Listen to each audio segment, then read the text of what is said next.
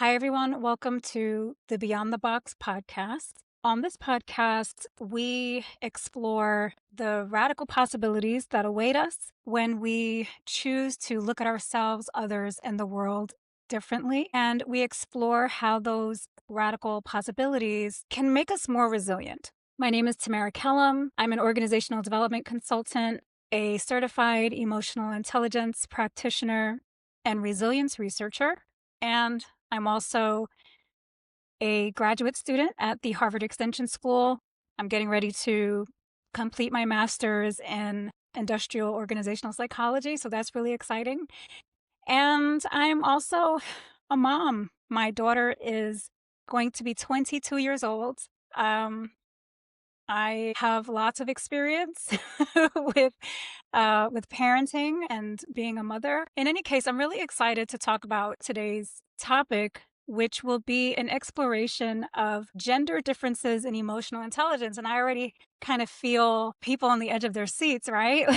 Like, uh-oh, what is she about to do? I never intend to reinforce separation or conflict. My framework, my integration framework that I talk a lot about on this podcast is meant to encourage people to embrace all aspects of their humanity, regardless of their gender. And what that means is it is safe, in my view, for women to express the full range of their emotions and humanity. And the same would be true for men. My explicit belief is that men should also be able to express the full range of their emotions and their humanity. Of course, we all get to do this in a way that is constructive and helpful. Why is that important to me? Because I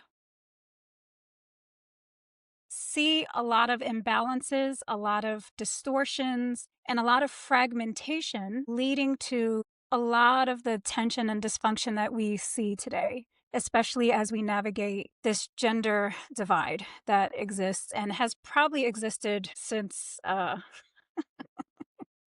since the beginning of time. Okay, so I'm going to lay out a couple of, I don't want to say ground rules, but I'm just going to kind of clarify some points before I dive in, just to make sure that we're all on the same page.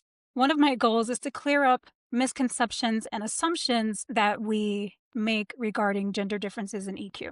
My second goal is to clear the board, so to speak, right? To provide a framework for navigating tensions more effectively, with more empathy, with more understanding, and hopefully establishing where we all stand. So having some guidance and some knowledge with respect to where we stand with each other. My third goal is to inspire all of us to be more collaborative and less combative. The way that I intend to approach this topic is I intend to be as objective as possible. I want to just clarify who this is for. Okay. This podcast episode is for leaders, parents, teachers, or anyone trying to understand how gender differences in EQ impact the groups that they are stewarding. This podcast episode is not for people looking to gender differences in EQ as a causal explanation for past harms or traumas that you have experienced at the hands of specific genders, okay? If you've been harmed by men in the past, or if you've been harmed by women in the past, this episode is not meant to provide you with ammunition for explaining why you were harmed that way. Okay. And it's just because behavior is very complex and we can't attribute everything that someone does to their emotional intelligence. Also, the information in this podcast is not meant to be applied to people whom you suspect have personality disorders or personality disorder traits, such as narcissism, borderline personality disorder, and so on and so forth. People who would be formally diagnosed with a personality disorder or who exhibit personality disorder traits will likely have or display low EQ, but low EQ is not the cause. The disorder is likely the cause, and these disorders are usually rooted in developmental challenges like child abuse, child neglect, or emotional neglect, so on and so forth. With that said, Let's move forward. Let's talk about gender differences in emotional intelligence. What is EQ? First and foremost, what is emotional intelligence? It depends on how you view it. And researchers view emotional intelligence through different lenses. They have different frameworks for understanding, researching, and measuring emotional intelligence. Ability EI measures one's capacity for EI, their general capacity for demonstrating or showcasing emotional intelligence. The issue with ability EI is that it's not predictive. So it can't necessarily, or it doesn't always predict how and when someone will use that capacity or how effective they are using that capacity. So I'm going to repeat that because that's very important. When measuring emotional intelligence as an ability, we can see someone's capacity for empathy or their capacity to express their emotions. But we're not making inferences with respect to how and when they will use those skills or those abilities, I should say, and how effectively they are applying or using those skills. So that's important. This is where other models of emotional intelligence come into play. When we are measuring emotional intelligence as a trait or as a set of traits and competencies, what we're measuring is one's tendency to demonstrate the behaviors that we would associate with emotional intelligence. And when we look at being able to predict someone's behaviors, the best way to predict what someone will do is to ask them what they have done or tend to do. So when we look at these different ways that emotional intelligence is being measured and researched, ability EI is helpful for demonstrating raw capacity, but mixed EI and trait EI is better at helping us predict how and when someone will exhibit behaviors that we would associate with emotional intelligence. The most popular, or one of the most popular and well-known models of ability EI is the MSCEIT, or Mesquite. With the Mesquite, ability EI is measured across 4 dimensions, and they are perceiving, connecting, understanding, and managing emotions. Based on a cursory overview of the literature, women tend to score higher using the Mesquite. The raw capacity for demonstrating the ability to perceive, connect, understand, and manage emotions is on average higher among women than men, which suggests that on average, a woman's raw capacity for EI tends to be higher. But as I said before, raw capacity doesn't translate to effective use in all contexts. That's important. When we look at trait EI or mixed EI, one of the most well-known models is the EQI. I am an EQI certified emotional intelligence practitioner. The EQI measures emotional intelligence across 5 dimensions: self-perception, self-expression, interpersonal, decision-making, and stress management. Before I dig into gender differences using the EQI, where we need to be cautious about these interpretations is, unlike measuring raw capacity, the EQI is a self-report measure, meaning it's a survey that people fill out. So there's going to be what researchers call a social desirability bias, meaning women may feel inclined to respond to certain questions in a very specific way based on cultural norms, and the same would be true for men. So we always interpret scores with a little bit of caution, knowing that there's going to be a margin of error because we're trying to account for the different factors influencing the way a person responds to a question. And social desirability is one of those factors we need to bear in mind. But why could this be a good thing, right? If social desirability bias, people's desire to respond to questions in ways they think people would expect them to, then this reflects the cultural context. Biological, psychological, and sociological factors all work together to influence how a person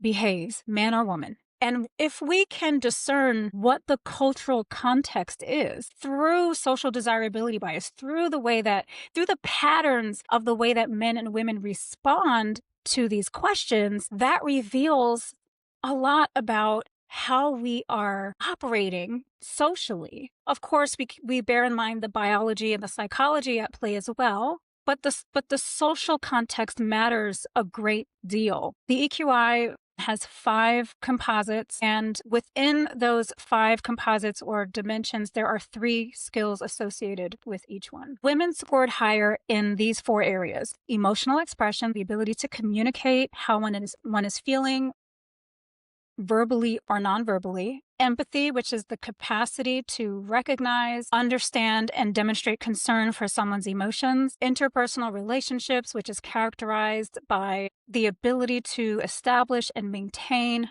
mutually supportive connections; and social responsibility, which involves being connected to one's broader social environment, recognizing the impact that their behaviors have on their communities, their organizations, and so on. Men, on the other hand, demonstrated strengths in other areas. Unlike women, men's strengths are more distributed across the scale. So men tend to score higher in self-regard, which is under the self-perception composite. So that has to do with liking oneself, respecting oneself, the ability to recognize one's strengths. They also tend to score higher in assertiveness and independence, skills found under that self-expression composite.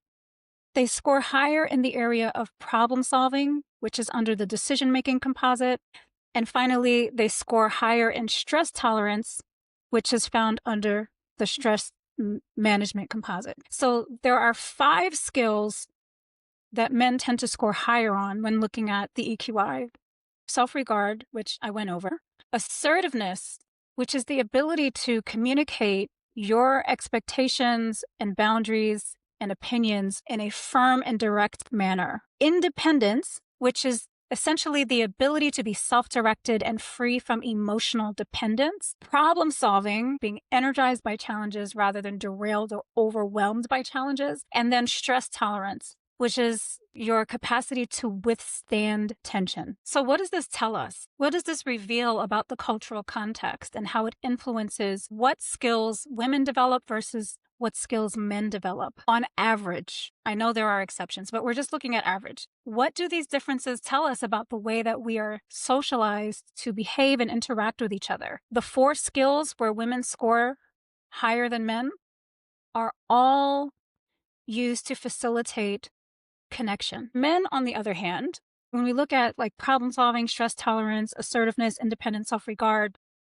men's emotional intelligence skills go toward task completion.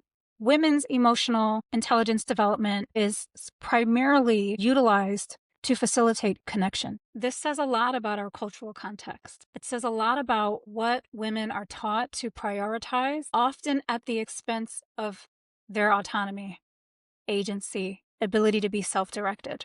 This also tells us what men are socialized to prioritize. Men use emotions to facilitate their own goals, their individual goals, the tasks that mean something to them. They're socialized to communicate specifically with the purpose of communicating their stance. Women are socialized to communicate with the purpose of facilitating shared understanding and connection. Now, this isn't all, right? Of course, there are enormous variations within each group, meaning there are going to be women who excel at assertiveness and independence, and there are going to be men who excel at empathy. So this isn't a fixed, women are this, men are that. You know, women are innately good at this, men are innately... No, that's not my point. My point is the way that if we look at patterns of responses, we're seeing what women are being socialized to prioritize and what men have been socialized to prioritize. What I love about working with the EQI, however, is that the goal is to create balance across all of the skills, meaning that if a woman leader comes to me with high empathy, I'm not just looking at her high empathy and saying, great job. Absolutely not. I'm going to look at things like assertiveness. Is her assertiveness in balance with that?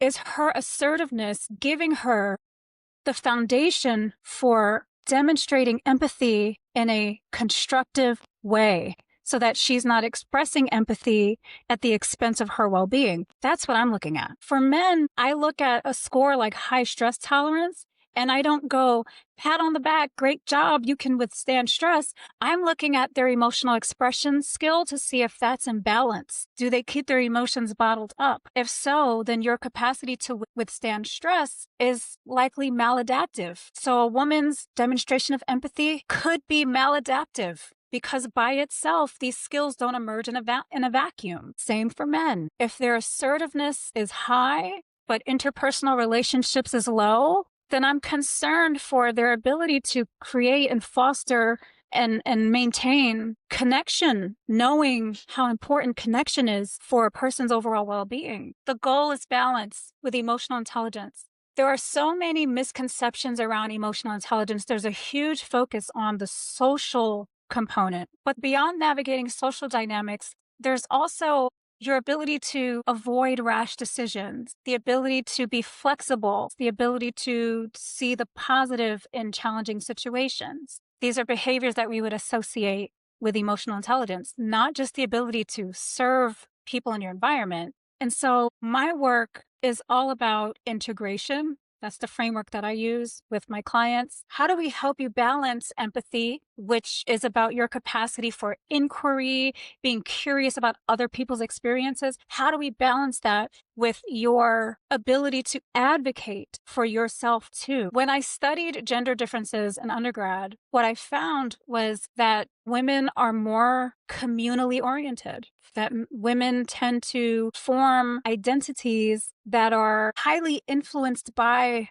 their relationships. They call this an interdependent self-construal, that the way that a woman's self-concept develops is in the context of her relationships. Whereas for men, men are socialized to be more agentic, to be more independent, to be more autonomous, to kind of follow their own path, walk to the beat of their own drum. And I'm talking about developmental trajectories. I'm not talking about social roles and the way that men and women are expected to show up in relationships. I'm going to end this here because this has, I could go on, especially when looking at how these differences impact men's health versus women's health, social functioning. I mean, there's a lot to unpack here, and my intention is always to keep these episodes concise, but I do intend to continue exploring this, again, with the intention of creating a shared understanding so that we can move forward in a more collaborative rather than combative way. With that said, thank you so much for listening. If you have any specific questions, you can feel free to get in touch with me at tamara@livebeyondthebox.com. If you want to know more about my work as a consultant, my integration, resilience, and emotional intelligence services are all available on my business website, insighteqsolutions.com. And I look forward to continuing this conversation and collaborating with my audience to make sure the conversation is moving forward in ways that are helpful and fulfill my vision of inspiring us to be collaborative rather than combative. All right, until next time, take care.